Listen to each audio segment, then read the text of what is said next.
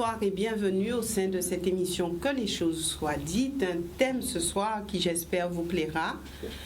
Mais bien au-delà, parce que nous irons à travers un questionnement qui vous permettra de vous interroger sur votre condition de Guadeloupéen, sur notre condition de Guadeloupéen.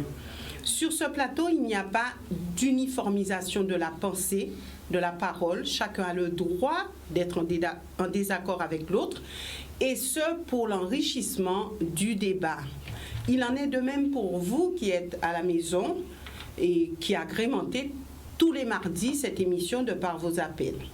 Le principe de l'émission est basé sur le fait de dire les choses.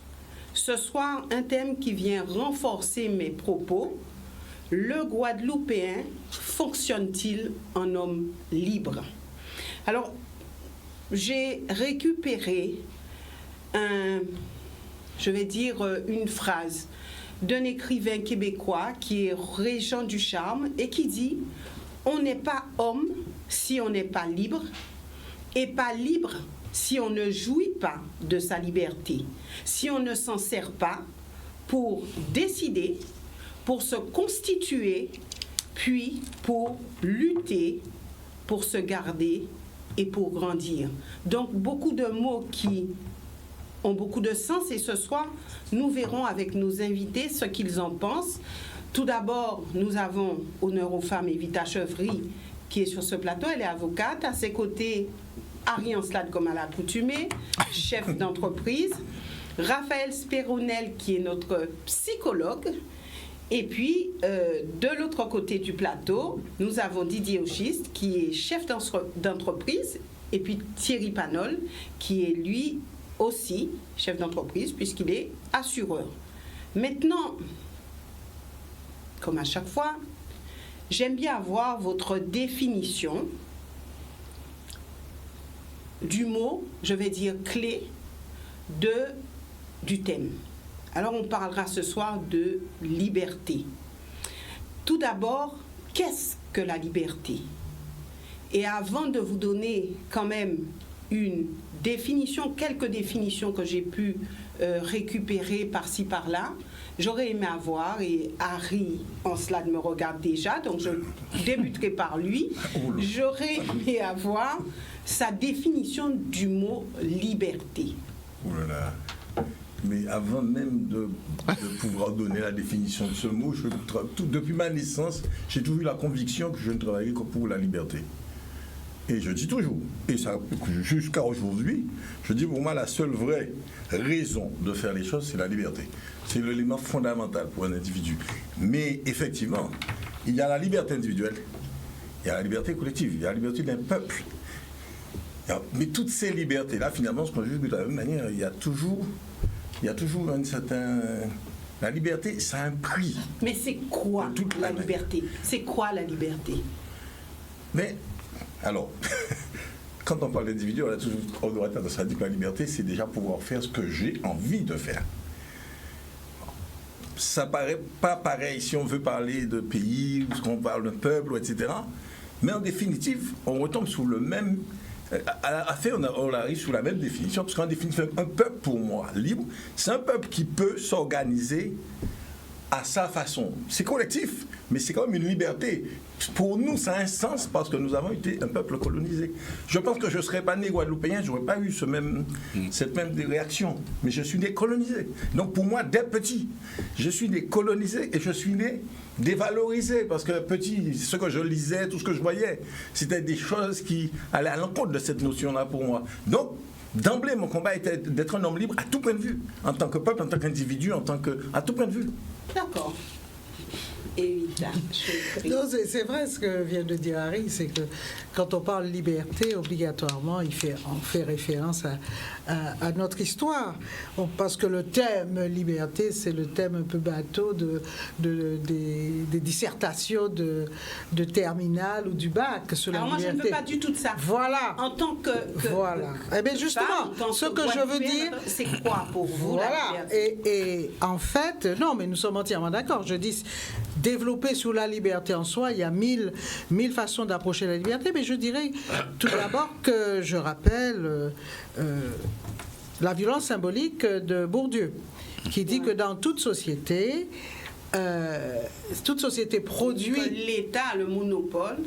Toute société produit une violence symbolique, c'est-à-dire une violence invisible.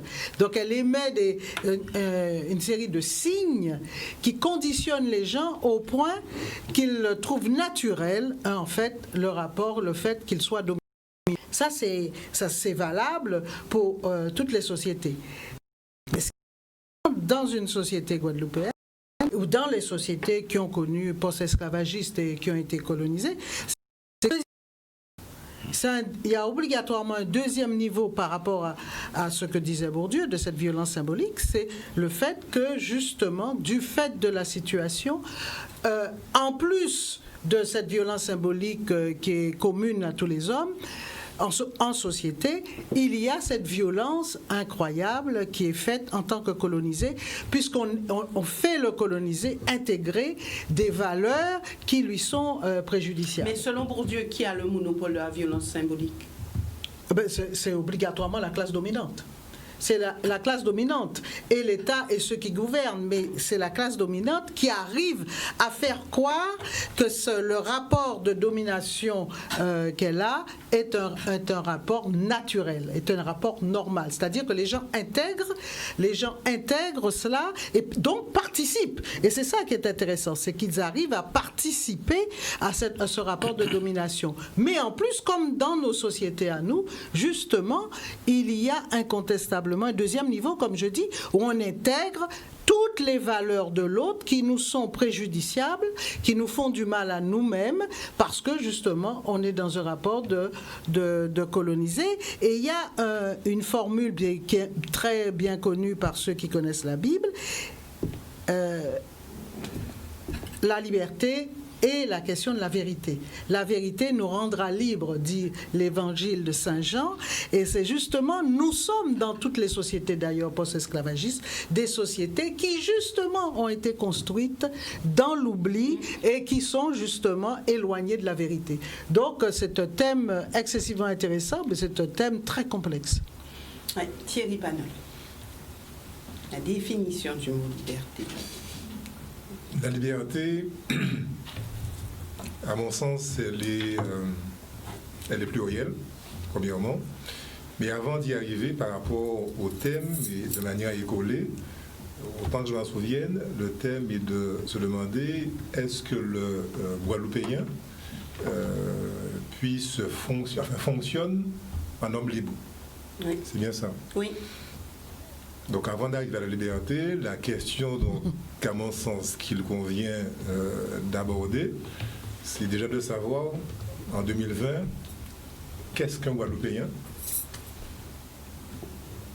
Est-ce que c'est quelqu'un qui est né en Guadeloupe ou qui est originaire de la Guadeloupe? Est-ce que c'est quelqu'un qui est né en Guadeloupe, qui vient en Guadeloupe? Il y a plusieurs questions à se poser autour du Guadeloupéen. Alors ça, on va y arriver, hein, mais vraiment le mot liberté, je voulais vraiment qu'on lui donne une définition, parce que après, ça sera justement à mettre dans le pot, le Guadeloupéen libre. Alors la liberté, qu'est-ce que c'est? Et le Guadeloupéen, comment peut-il fonctionner à travers cette liberté? Alors la notion de liberté. Liberté individuelle, liberté collective, Harry l'a abordé. Il y a 3 libertés qui me paraissent fondamentales.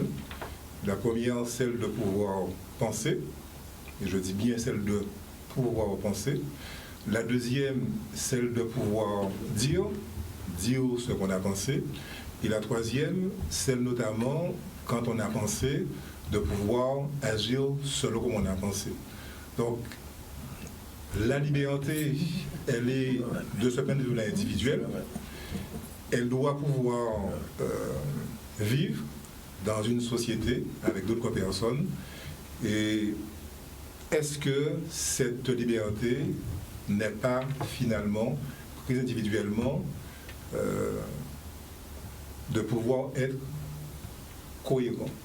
J'ai pensé, parce que j'ai pensé, je peux dire, parce que j'ai pensé, je peux agir, et qu'est-ce qui pourrait contrarier ce que j'ai pensé, ce que je voudrais dire, et ce que j'ai à faire. Donc comment ensuite on fonctionne à partir, je dirais, de ces trois sources intérieures.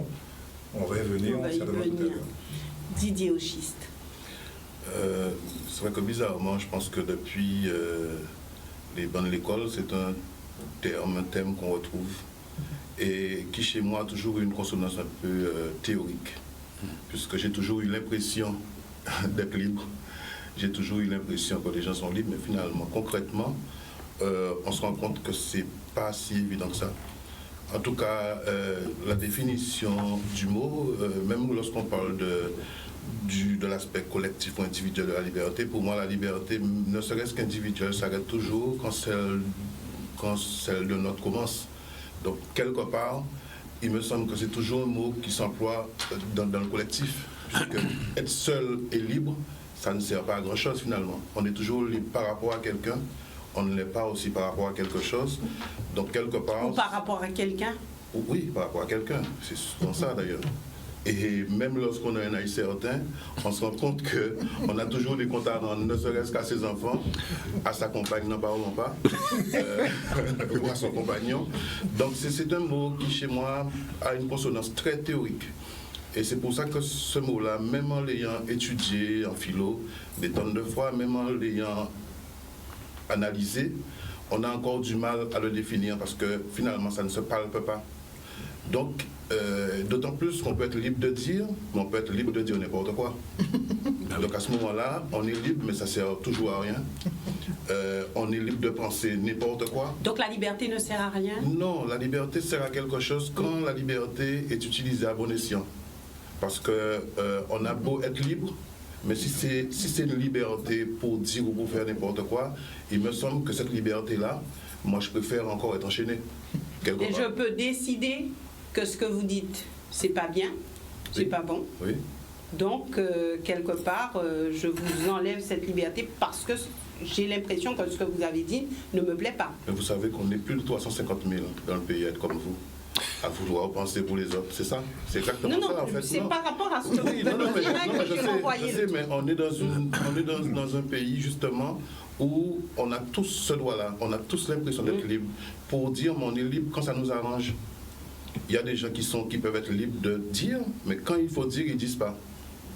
Alors c'est là où je voulais, moi, en venir, indépendamment de l'aspect spirituel, de l'aspect philosophique du terme, c'est la partie concrète de la liberté. Alors on y va, Franco, et puis je passe la parole à Raphaël Spéronel. On y va, Franco, Didier Auchiste. Alors, vous dites, oui, mais on a une réticence, on n'est pas libre de dire. Ce soir, on est libre de dire, puisque l'émission, c'est que les choses soient dites. Que n'avez-vous pas dit à un moment donné que vous auriez souhaité dire sur ce plateau?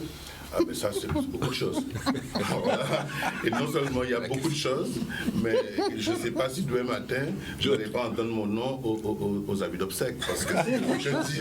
C'est le prix de la liberté. C'est le prix de la liberté. Et il y en a qui ont fait ce choix-là, et malheureusement, qui n'ont pas vécu très longtemps. Donc vous n'avez pas fait le choix d'être libre? Laissez-moi finir. Non, j'ai fait le choix d'être libre, justement.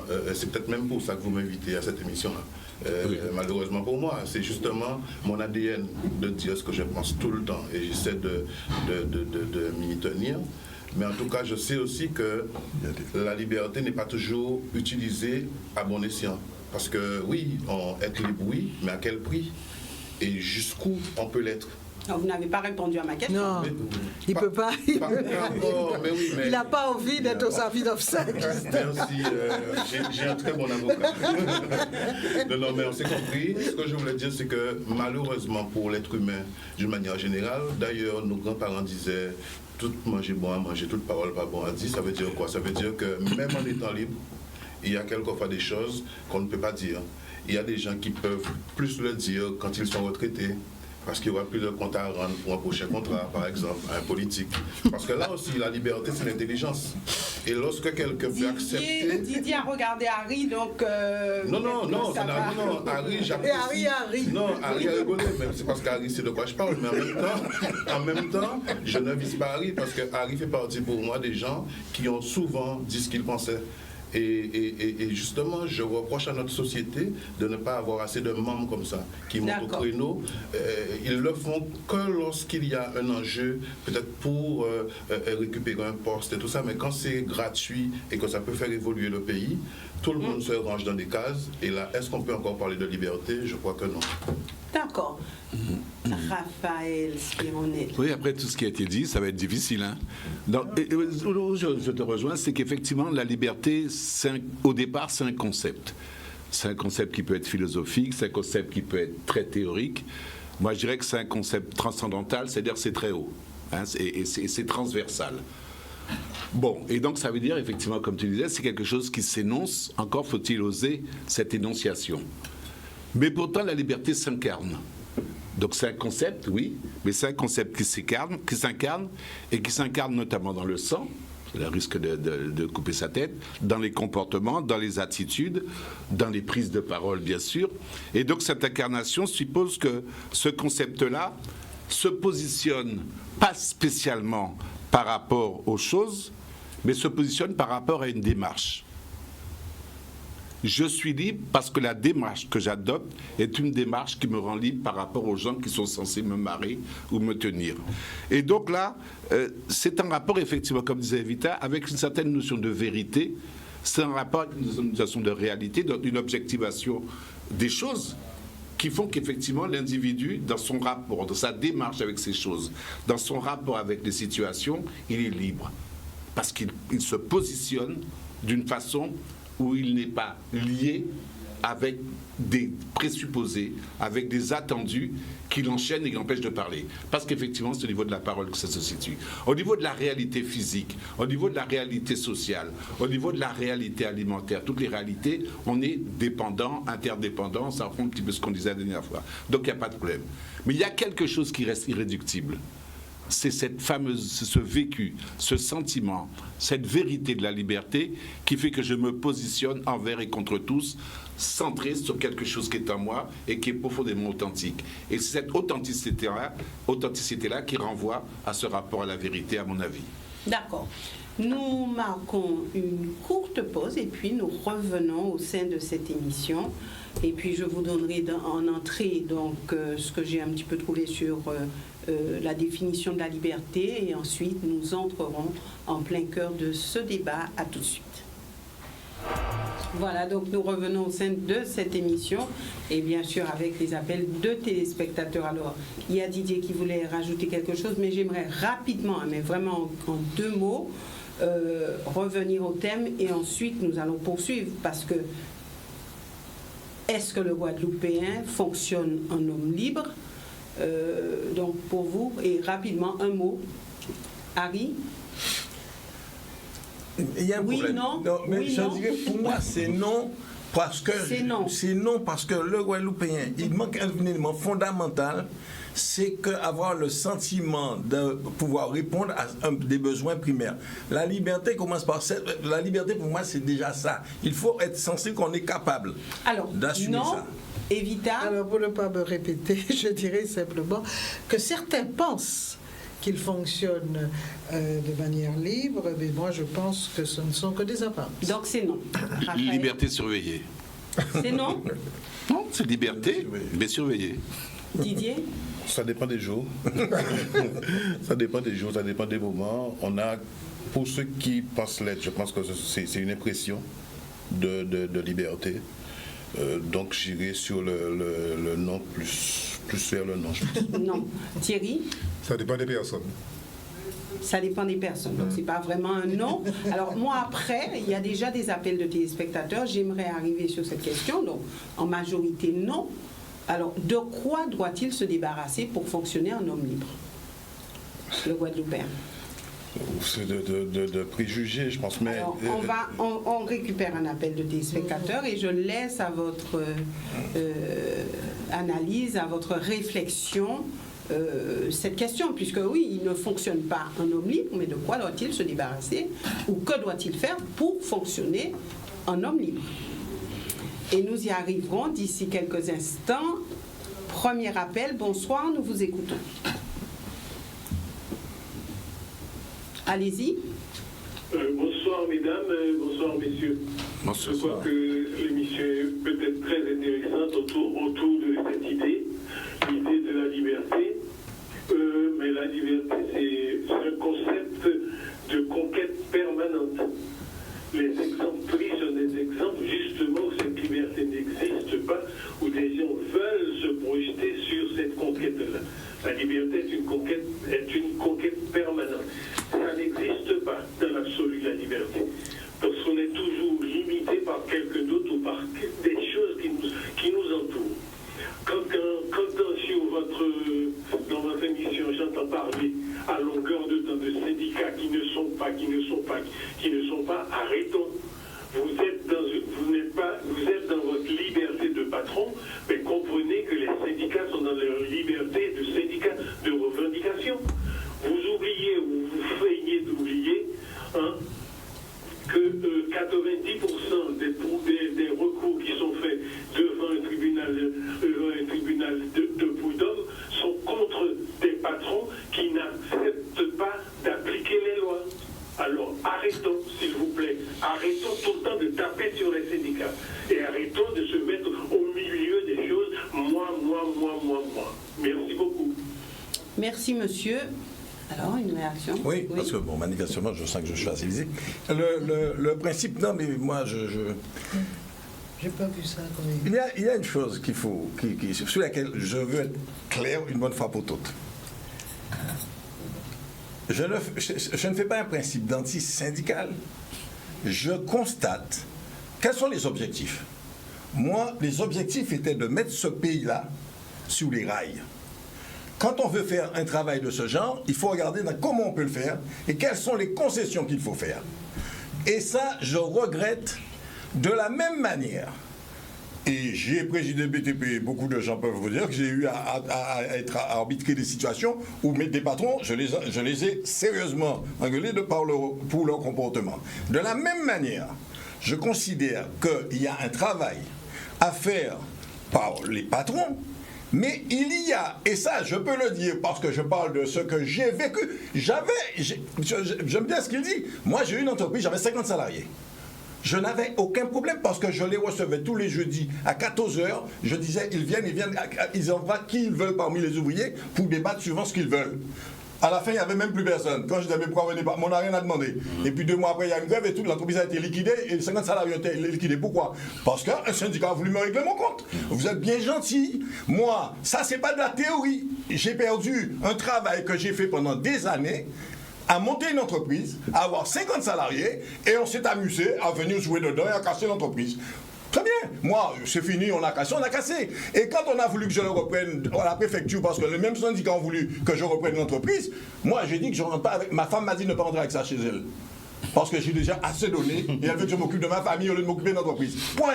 Et bien voilà. Et bien c'est ça où je dis, il ne faut pas qu'on reste en théorie. On peut pas aller passer tout notre temps à parler.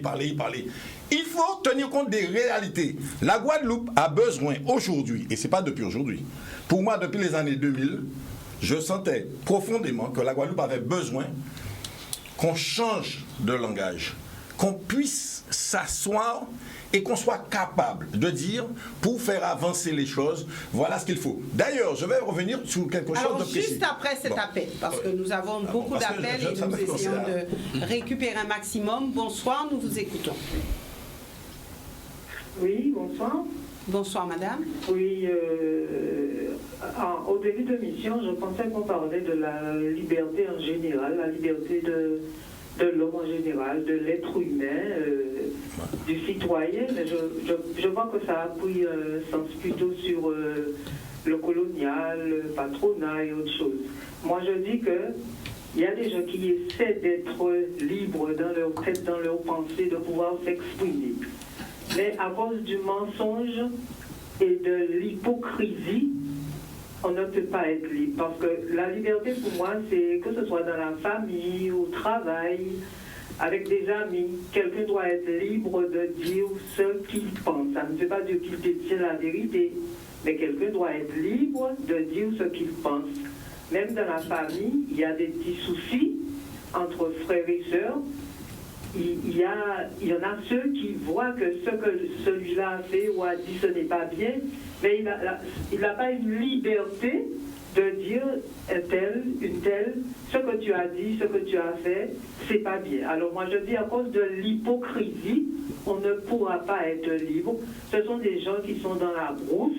Ce sont ces gens-là sont libres, mais nous ne pourrions jamais être libres. Parce qu'il y a trop d'hypocrisie et trop de mensonges. Des fois, on a envie de dire quelque chose, on pense quelque chose, mais on pense que l'autre sera choqué, celui-là ne sera pas content.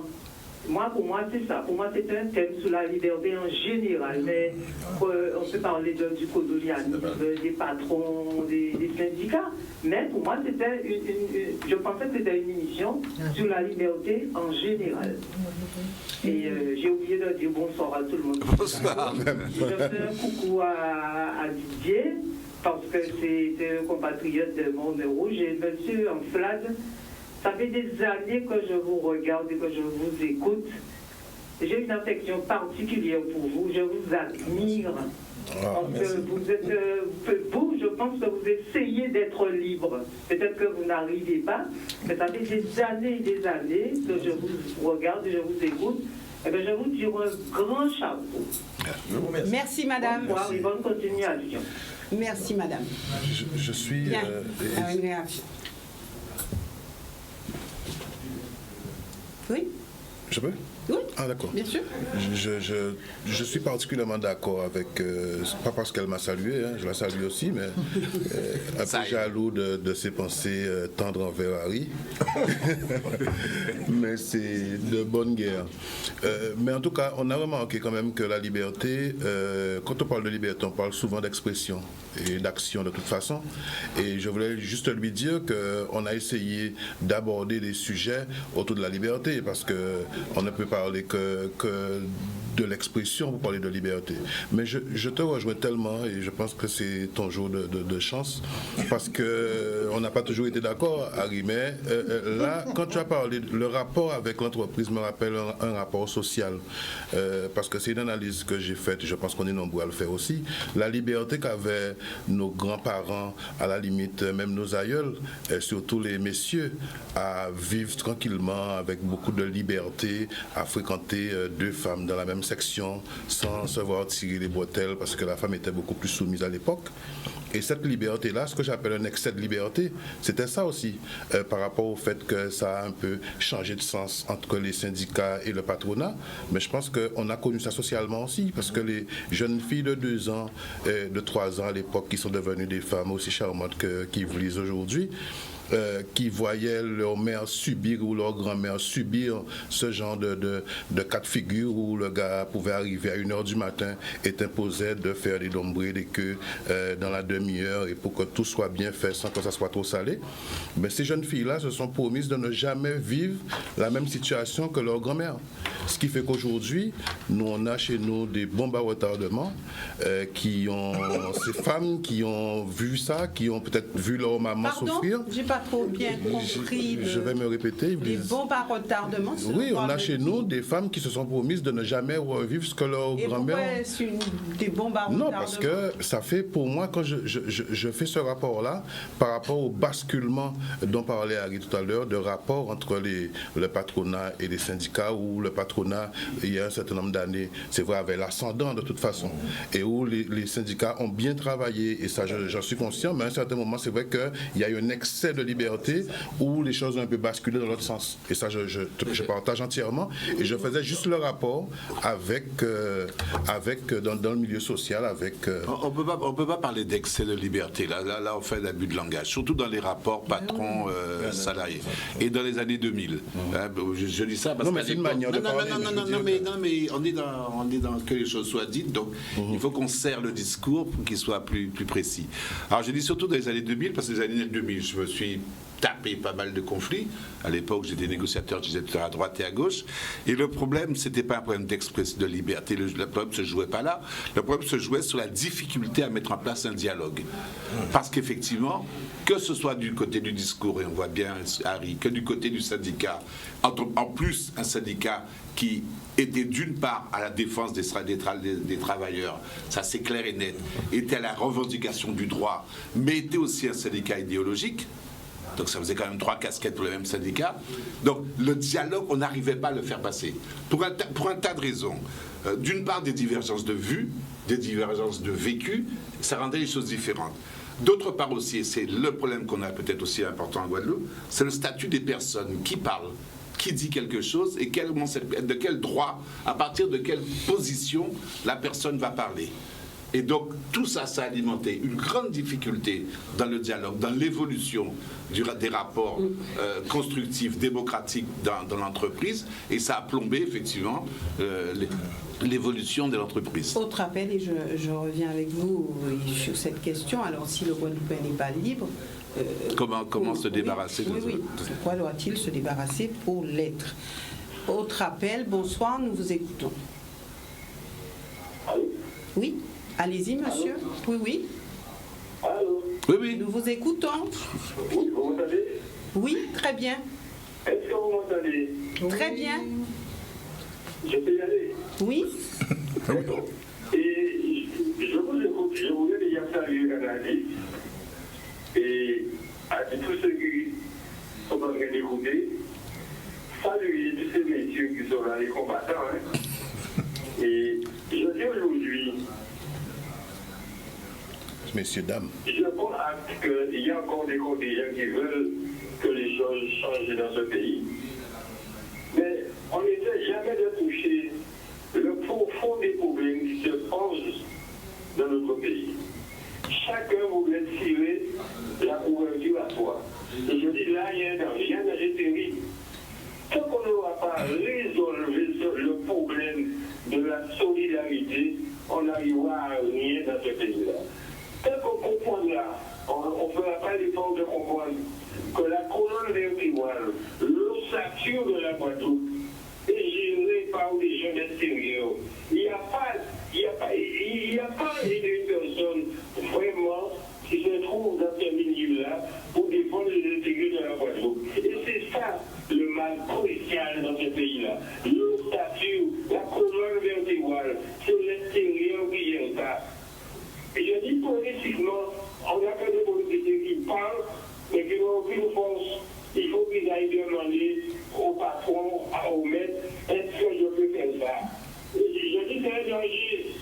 On ne peut rien faire. Et quand les politiciens essaient de mener un combat pour défendre la dignité du peuple guadeloupéen, on voit que c'est encore les Guadeloupéens qui s'élèvent contre lui.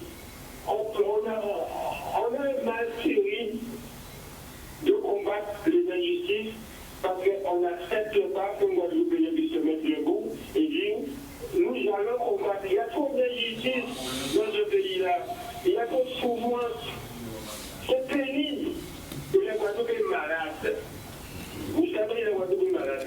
Moi, bien longtemps, on avait mené une sorte de, comment dire ça, et pour savoir le comportement des gens en Guadeloupe, on a trouvé. Il y a 35% des Guadeloupéens qui veulent que les choses changent. Et les 35%, c'est là où il y a l'argent, c'est là où il y a l'amour, il y a tout dedans. Ces gens-là ne veulent pas que les choses bougent. Et je dis c'est un danger. Tant qu'on n'arrivera pas à faire pénétrer dans le cerveau du Guadeloupéen, qu'on lui apportera pas qu'on appelle une forme d'éducation, une culture véritable de la Guadeloupe, de ce que nous sommes et ce que nous devons être demain pour nos enfants.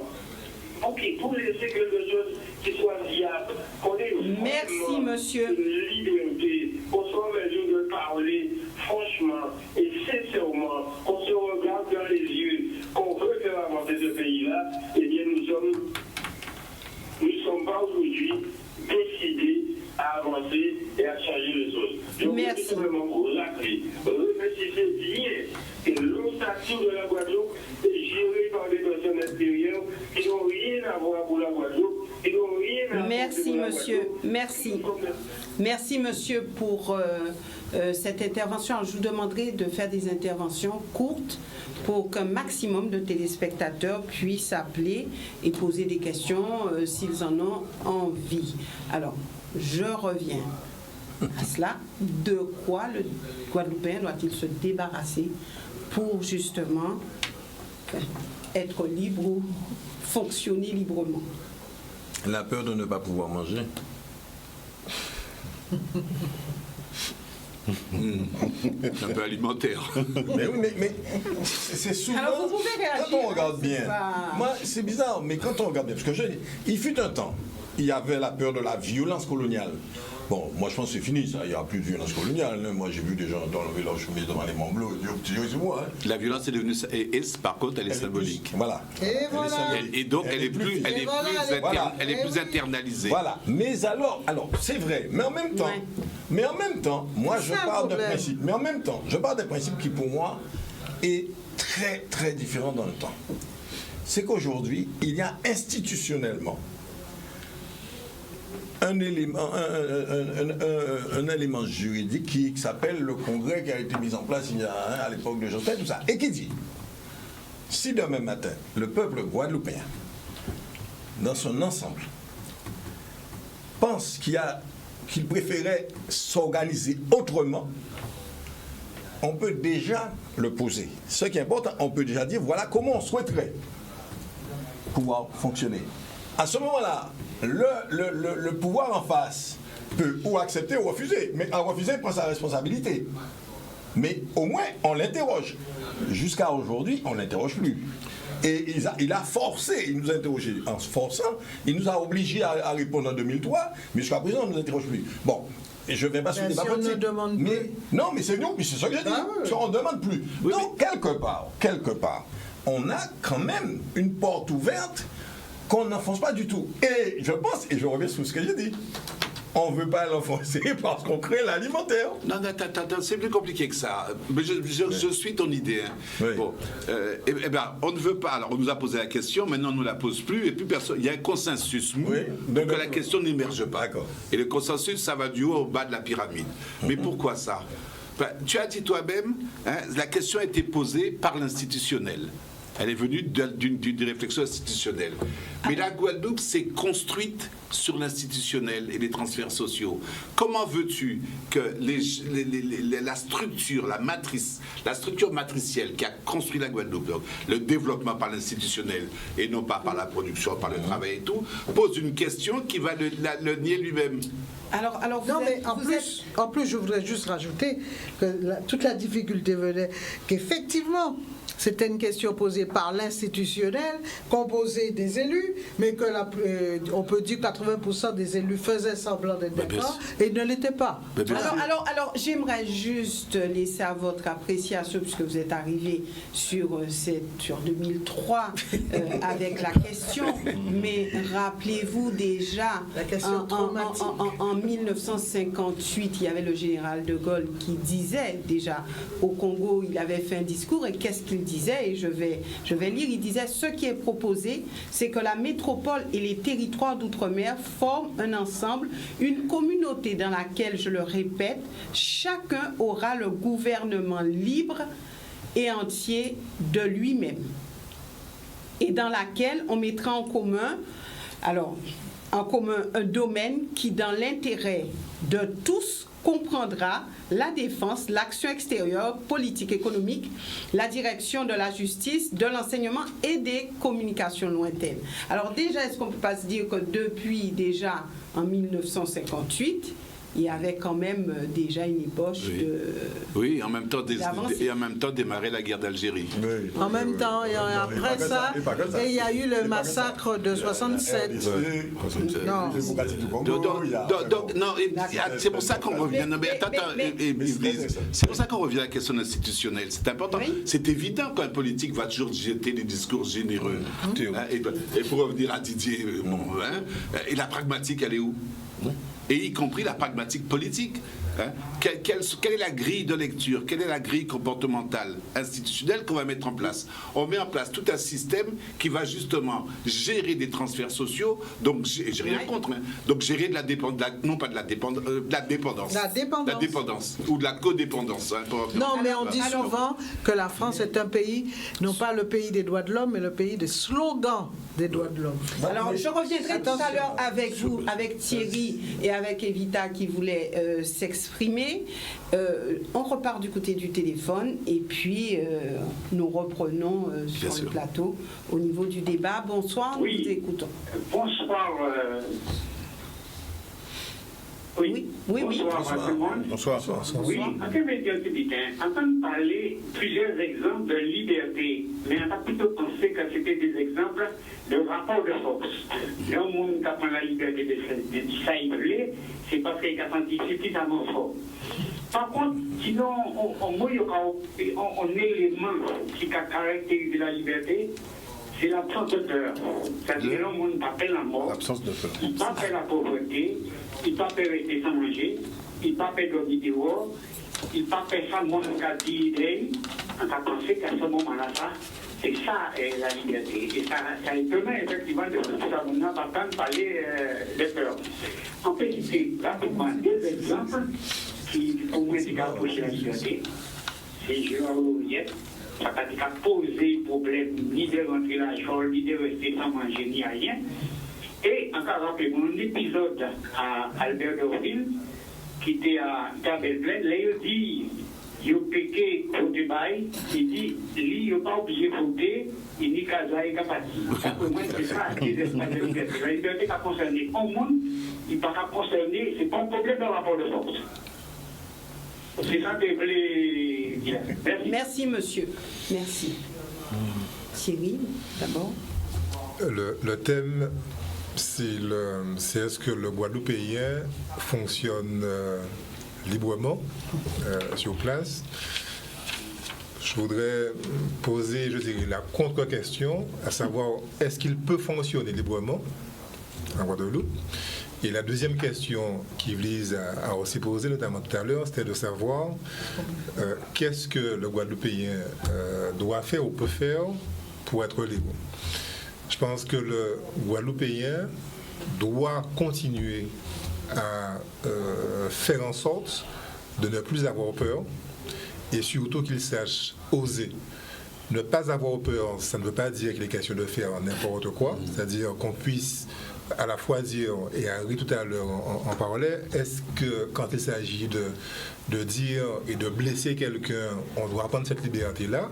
En cela, il a raison. Donc je pense qu'on puisse dire avec respect, qu'on puisse agir avec respect. C'est une liberté qui démontre aussi une certaine authenticité. Mais je crois que le problème qui se pose à beaucoup d'entre nous, c'est d'être tenaillé par une peur diverse qui nous empêche, à l'occasion de dire, qui nous empêche de faire, qui nous empêche tout simplement d'être et surtout de pouvoir évoluer. Didier. Oui, j'ai retenu chez le téléspectateur qui vient d'appeler qu'il parle de deux personnalités pour parler du thème de la liberté, mais il s'agissait de deux personnalités politiques. Et d'ailleurs, sur un de ses propos, Harry, me semble-t-il, a parlé de la peur et la première chose qu'il a. Peut-être qu'il n'écoutait pas encore l'émission. Mais la téléspectatrice, par contre, qui a appelé, a parlé d'hypocrisie. Je suis totalement d'accord. Elle a parlé d'hypocrisie, mais moi je vais rajouter le mot amour. Je parle d'amour en pensant à mon ami Michel Mado, que j'appelle Michel L'amour. Je lui fais un petit clin d'œil. Mais je pense qu'il faudrait qu'on commence par s'aimer déjà. Puisque quelles que soient les difficultés que nous aurons à mettre en place ou à être libre, il faut commencer par s'estimer, avoir déjà une espèce de conscience en paix et pouvoir s'aimer pour regarder quelqu'un et lui dire ce qu'on pense. Et la liberté de lui dire ce qu'on pense, pas la liberté de lui dire n'importe quoi, pas la liberté de l'insulter ou de le rabaisser, la liberté de lui dire vraiment ce qu'on pense avec amour tout simplement. Et je pense que pour parler du cocon familial aussi, parce qu'on peut commencer par être libre chez soi déjà, même s'il y en a qui le sont ailleurs, mais arriver chez eux, ils le sont un peu moins. Mais je veux dire que dans cet état d'esprit, ça sous-entend qu'on puisse... Je parle, tout le monde rigole. Non mais on s'est identifié tellement ce que tu as dit. Mais c'est vrai. On s'est senti mis à nous. Il y a un beau vidéo comme ça qui est en libre à casa. Mais pas mon bébé va sortir bas chez moi. On sait bien pourquoi. Ça aussi c'est être libre. Mais il est libre sous le lit parce que la femme a un bout de bois et la femme... On a tout compris. Donc, pour moi, c'est une histoire de... Didier, vous en savez quelque chose. Non, mais je parle toujours de choses. Je parle toujours de choses que je connais. D'ailleurs, je l'avais déjà dit.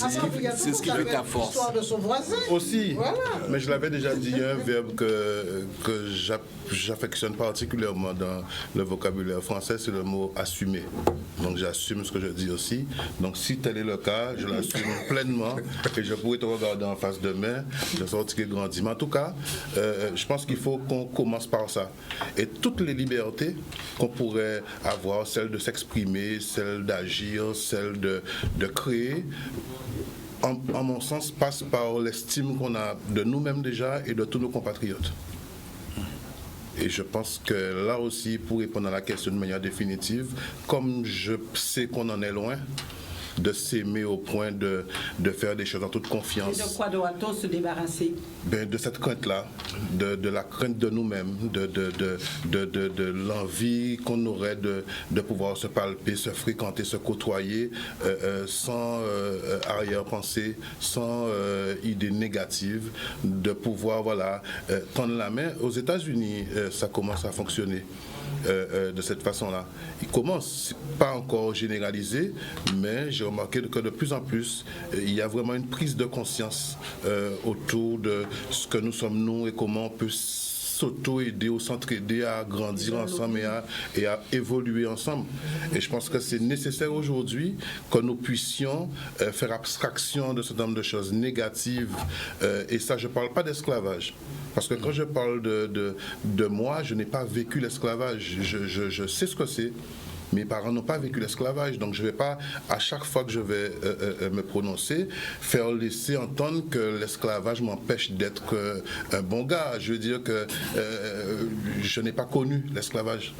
Donc, je pense qu'il faut qu'on commence par s'aimer. Mais vraiment, je ne vais pas être, je n'ai pas l'allure du pasteur et tout ça, mais je pense que c'est nécessaire aujourd'hui qu'on s'apprécie, qu'on s'aime pour pouvoir se dire les choses comme elles sont et grandir ensemble. Evita. Alors, pour fonctionner, je pense que de manière plus libre, incontestablement, puisque la question c'était le Guadeloupéen, donc c'est évident qu'il fallait parler obligatoirement de l'histoire. On ne peut pas détacher la question de la liberté et la question de l'histoire de ce pays-là. Alors, tout d'abord, moi je pense que la première chose dont il doit se débarrasser, c'est de l'oubli. Ça me paraît essentiel parce qu'il faut qu'il apprenne. Il y a vraiment une volonté maintenant que je reconnais dans le pays de se réconcilier avec soi-même par rapport à son histoire. Ça, c'est sûr. De se débarrasser de la peur, de se débarrasser du doute sur soi. Et il y a un énorme travail à faire au niveau de l'estime de soi. Je pense que ça sera vraiment le combat qui sera mené. Le plus important, c'est cela. L'estime de soi qui vous permet de tenir debout sans tuteur. Et puis la capacité aussi, se débarrasser de cette facilité qu'on a, je dis bien une facilité, d'intégrer les valeurs qui viennent d'ailleurs sans s'interroger si elles déstructurent le tissu social de ce pays, parce qu'il y a énormément de valeurs qui sont arrivées d'ailleurs brutalement en même temps et qui ont déstructuré le tissu social, puisqu'on sait notamment, je prends simplement un exemple, que les logements sociaux qui ont été faits, comment dirais-je, à Grand Camp et autres, c'est les premiers logements sociaux, ont complètement déstructuré la façon dont les gens appréhendaient l'habitat, la circulation dans l'habitat, etc., dans les Lolacours, par exemple. Et les premières, vraiment, les grosses délinquances urbaines ont commencé là, dans ces lieux qui ne respectaient pas la culture. Donc c'est ça le problème, c'est cette capacité de se dire, voilà, j'ai une culture, je me suis égaré un moment, mais il y a des choses que je dois reprendre parce que j'en ai besoin. Personnellement, j'ai besoin de ça pour pouvoir reconstruire justement un pays et me reconstruire ma mère et, comme je vous dis, avoir l'estime de soi. Alors, je vais répondre juste une seconde à Didier, que c'est formidable, ce serait formidable s'il suffisait de dire, d'ailleurs c'est ce que disent, quand on demande les réparations, c'est ce que dit l'État, quel préjudice vous subissez. Mais pendant que l'État, c'est ça, l'État sait, particulièrement l'État français sait, que de plus en plus il est prouvé qu'il y a des préjudices incontestable que nous subissons encore. Donc, et ça, je veux dire, ce n'est même plus l'objet de discussion sur le plan scientifique. Donc, j'aimerais bien qu'il n'y ait plus de conséquences, mais malheureusement, il y a eu des transmissions incontestables. Et je le répète, maintenant c'est connu, modification de l'ADN, c'est quand même énorme pour un peuple. Donc, on ne peut pas dire, on peut pas se contenter de dire, ben, j'ai pas connu l'esclavage, donc il n'y a pas... voilà, je dis, on est obligé. Le problème maintenant, c'est qu'on en parle, parce que pendant des siècles, il y a eu l'oubli. Alors cet oubli-là, on le fait exploser, effectivement, et maintenant on en parle, et quand cette question sera de plus en plus traitée, on en parlera moins, c'est évident. Je suis entièrement d'accord, excuse-moi, parce que Evita m'a quand même interpellé. Oui. Non, oublier, je n'ai jamais parlé d'oublier, mais je pense que ça ne peut pas être à chaque fois la raison qui ferait la raison de mon échec. Ah, d'un échec personnel. Personnel, absolument. Mais parce que... Est-ce que tu reconnais que l'estime, le manque d'estime de soi peut venir de quoi? Ben, bien sûr. Ah. Non, mais ça, je suis oui. entièrement Et l'échec, d'accord. souvent, est lié à ça. Mais à ce moment-là, tu sais qu'en 3050, on en sera Mais encore non, au même point, oui. si on prend ça en Parce que main. si Mais non, si Didier. à un certain moment, on ne fait pas abstraction d'un certain nombre de choses pour avancer... Abstraction sur le plan psychologique? Non, mais pas sur le plan psychologique, Evita. Mais je pense que là, on parle quand même de quelque chose de collectif. Je veux dire qu'aujourd'hui, je ne vais pas prendre l'esclavage comme excuse à chaque fois que je vais me planter ou à chaque fois que je vais dire... Non, on ne s'est pas compris. Il ne s'agit pas d'excuser. Il s'agit de comprendre et il s'agit de travailler sur justement la problématique. Alors qu'avant, on fermait les yeux, on disait, ben non, vous êtes comme le Normand, je ne vois pas pourquoi, vous avez un problème particulier. Le fait quand même qu'il y ait tant de gens... Moi, je ne sais pas, de par mon métier, je les vois dans les box. Ben, il y a un problème majeur d'estime de soi. Alors maintenant, Harry, puisqu'il nous reste très peu de temps. Bon. Moi, je reste toujours convaincu d'une chose. Nous sommes, j'ai déjà dit, individuellement, nous avons un peuple qui a des excellences extraordinaires. C'est comme d'ailleurs, je me dis souvent, mais on sort d'où? On est bon. On est bon en sport, on est bon ceci, on est bon cela. Et quand je regarde une nouvelle génération maintenant, intellectuelle, dans la technologie, le ceci, tout ça, tout ce qu'on veut. Quand je suis arrivé ici, je disais, il n'y avait pas d'ingénieur. Tout le monde était médecin ou avocat. Mais il a fallu sensibiliser. Et j'ai beaucoup travaillé sur ça à l'époque. Bon, il a fallu sensibiliser. Mais il y en a plein. Les ingénieurs guadeloupéens, mais ils sont partout, les ingénieurs guadeloupéens, dans tous les domaines. Il y en a partout. Ils n'ont pas pris beaucoup de temps. Ça fait pas longtemps. Eh bien, en très peu de temps, ça a explosé. Quand on regarde les prépas ici, on regarde le nombre de jeunes. On a des choses extraordinaires. Je me dis, mais ce pays-là, c'est combien on a fait pour être avoir autant de capacité à sortir des choses. Par contre, on est incapable de se gouverner. Rousseau avait dit qu'il faut être un peuple de Dieu pour se gouverner démocratiquement, mais nous, on est incapable de se prendre en main et de dépendre de nous. Comment faire? Et pourtant, comment faire? Il y a une chose, parce qu'on parle de passé, le colonisateur a changé de stratégie.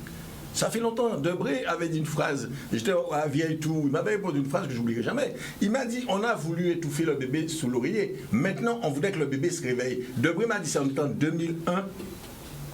Mais c'est vrai, ça a changé. En définitive, le problème par contre, c'est que je discutais avec un patron. Alors, comment faire? Il faut, mais ce qu'il faut, c'est qu'aujourd'hui, l'erreur qu'on commet, et je le dis tout le temps, on n'arrive pas à se mettre tout le monde différent autour de la table. Je discute avec des patrons aujourd'hui qui ont une envie folle de discuter avec tout le monde. Mais pour organiser le pays de façon efficace. Tout le monde sait que c'est un millefeuille qui ne tient pas. La Guadeloupe, institutionnellement, c'est une incohérence totale. On ne peut pas fonctionner. Tous les jours, on perd un temps fou dans un paquet de feuilles pour un pays de 300 000 habitants, 400 000 habitants. On est mal structuré. Parce qu'on a dit on veut le droit commun. Eh bien, on est bloqué. Et de ce fait, on n'arrive pas à être efficace. Et c'est après, c'est le chien qui se mord la queue. On tourne en rond. Il faut mettre... Tout le monde disait, c'est pas le statut qui va nous faire du développement. J'ai toujours trouvé cette phrase-là tellement... Oui, c'est un truc de débile. C'est pas le statut qui fait le développement. Harry, qu'est-ce qu'il y a à faire pour ça? Mais il faut déjà qu'on se donne une structure institutionnelle. C'est pas une rupture avec X, Y, Z. Il faut qu'on se donne une structure en Guadeloupe qui puisse permettre qu'on soit efficace, qu'on travaille efficacement. Qu'on soit libre, c'est ça? Mais est-ce qu'on a cette liberté? On devient pas libre. Est-ce qu'on a cette Qu'on liberté? ait envie. Bien sûr, on a cette liberté. Oui, attends. Est-ce qu'on a cette liberté de pouvoir y aller comme tu l'as dit? Mais bien sûr. Est-ce qu'un Guadeloupéen, si on doit parler de Guadeloupéens, et on se comprend, est-ce qu'un Guadeloupéen est en mesure d'investir aussi facilement que d'autres personnes qui vivent en Guadeloupe? Je n'ai pas dit Guadeloupéen. Tu sais une chose? Alors écoute. Alors. Non, là je vais répondre. Parce que je pensais. Non, mais il faut que le Guadeloupéen sache. Vous savez, il y a des choses qu'on ne fait pas. C'est que souvent on ne parle pas des histoires des choses. Vous savez une chose, l'entreprise qui me plaît le plus en Guadeloupe et qui m'épate, c'est Carukera Assainissement. Je ne connaissais pas le patron du Carukera Assainissement, je ne connaissais pas son histoire. Un jour, sur France Antilles, je lis l'histoire de ce gars-là. Mais j'étais scié, je dis c'est pas vrai. En Guadeloupe, un type qui était chauffeur d'un blanc qui avait un seul camion. Le blanc a dit qu'il quitte la Guadeloupe. Il a proposé à son chauffeur de d'acheter le camion. Le gars n'avait pas beaucoup d'argent, il s'est arrangé, il a vu quelques amis, etc. Il a acheté le camion. Ce type a aujourd'hui, pour moi, la plus belle entreprise qui est en Guadeloupe. Pourquoi? Il a remplacé, on a des problèmes d'eau. Eh bien, s'il n'y avait pas Carukera Assainissement, vous savez ce qu'on aurait comme problème? Des problèmes de merde. Et on appelle Carukera Assainissement toute la journée, et Carukera Assainissement, finalement, évite quelque chose qui aurait été un drame en Guadeloupe, c'est qu'on aurait des problèmes de station, de ceci, de cela, problème de merde. Oui, eh bien, on est d'accord. Un gars a fait. Alors, messieurs, on est d'accord. Bon, messieurs, est-ce qu'on peut se dire que ce gérant d'entreprise qu'on connaît, à un moment donné, n'a pas eu peur d'être Guadeloupéen? Pourquoi? Il me l'a fait. Eh ben voilà. Non, mais attends. Mais quand tu regardes par ailleurs, quand on met sur la table la somme de toutes les peurs, y compris au niveau politique, est-ce que les Guadeloupéens qui gèrent le pays n'ont pas peur d'être Guadeloupéens pour le compte des Guadeloupéens? On en parle?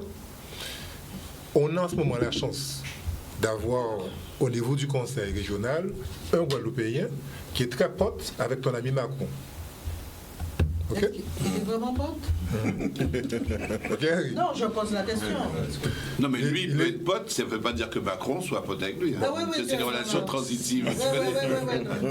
Ce faisant, on a cette chance. Je dis qu'on a cette chance. Je ne crois pas partir en termes politiques. oui, alors, on y va. On y va. On a la chance d'avoir un Guadeloupéen qui est très pote avec le président de la République. Sur ce territoire, on est administré par une préfecture. Je n'ai pas dit un préfet, pour ne pas mettre moi la geôle, comme disait notamment Dizier. Donc tu as peur aussi, Thierry? Non, je rigoler. Mais en tout cas, on a ce président de région, qui est un Guadeloupéen, avec toutes ses racines et toutes ses veines, et qui est pote avec le président de la République. Est-ce qu'on n'a pas loupé la chance, de par leur relation qui est très proche, de par ce conseil, est-ce que ce n'était pas l'occasion de pouvoir dire à ce président-là que sur ce territoire-là, on veut bien avoir une préfecture et un préfet, mais que quand il s'agit de nommer en conseil de ministres ce préfet-là, qu'on puisse avoir, nous, Guadeloupéens, la chance au niveau de cette institution régionale, d'avoir une liste de personnes aptes à pouvoir être préfet. Donc ça veut dire que c'est une liste de candidatures, il y a un appel à candidature pour être préfet en Guadeloupe. Et que les gens qui administrent ce territoire-là, département, région et autres, puissent se prononcer sur les candidats qui veulent devenir préfet en Guadeloupe. Pourquoi? Le préfet est nommé à Paris, on a des Guadeloupéens qui viennent à élire des représentants des élus, et le préfet, il vient ici faire dérouler la politique du gouvernement, qui n'a rien à voir, bien souvent, et c'est le cas, ne serait-ce qu'avec les radars, avec ce que les gens du territoire veulent. Non, mais Donc ça, on a bien rêvé, c'est ça. Alors, Non, Tiens, alors. toi, tu rêves, mais non, ce qui me fait la peine. Non, mais est-ce que tu penses vraiment débat que dès qu'il mettra l'uniforme de préfet, il va défendre l'intérêt de l'État? Enfin, Non, mais- moi, je ne sais Alors, pas Non, si mais ça Thierry, changera quelque Thierry, chose. Moi, il y a une chose qui me chiffonne. Et je comprends ce que tu veux, mais en même temps, je ne comprends pas pourquoi tu ne prends pas les moyens pour le faire. Non, mais Thierry, à la limite, pourquoi tu as besoin S'il de la vous façon plaît, dont tu s'il fais vous ta plaît, parole. nous sommes arrivés au terme de Quand cette on voit le émission. projet de... Et t'as pas besoin de préfet. Je donne la liberté l'État. à ceux qui me font des signes de me tirer les oreilles. Bien. Alors, Donc, on arrive- Raphaël, Alors, peut-on se nous débarrasser la ferons question un autre débat pour la discuter question de cela. qui était posée initialement avant cette... se débarrasser. Peut-on se débarrasser de... Enfin, comment Donc, faire... que devra-t-il de quoi devra-t-il se débarrasser? Voilà. Eh bien, ma réponse est claire et nette, de rien du tout. Parce que personne ne se débarrassera de rien. On ne va pas refaire le film, on ne va pas refaire l'histoire, elle est là, elle est marquée, elle est ancrée en nous, et nous sommes des produits de l'histoire comme tout le monde. Donc le problème, c'est qu'est-ce qu'on va faire avec ça? Si à partir du moment, on va pas dire, on va pas effacer, on va pas le seul logo de musée. Non, tu vas pas effacer, mais tu peux rien faire effacer. évoluer. Attends. Oui, c'est là-dessus. Non, mais attends. J'éponds d'abord à la question. On va pas se débarrasser de rien du tout. Tout est là et tout fonctionne sous des strates différentes, mémorielles, c'est sûr. Alors entre la repentance, la mémoire, ceci, le conflit de mémoire, mémoire affective, mémoire symbolique, mémoire événementielle, mémoire topologique, toutes les mémoires sont engoumées. Parce qu'aucune ne se recoupe et elles ne sont pas harmonisées. Bon, ça c'est la première chose.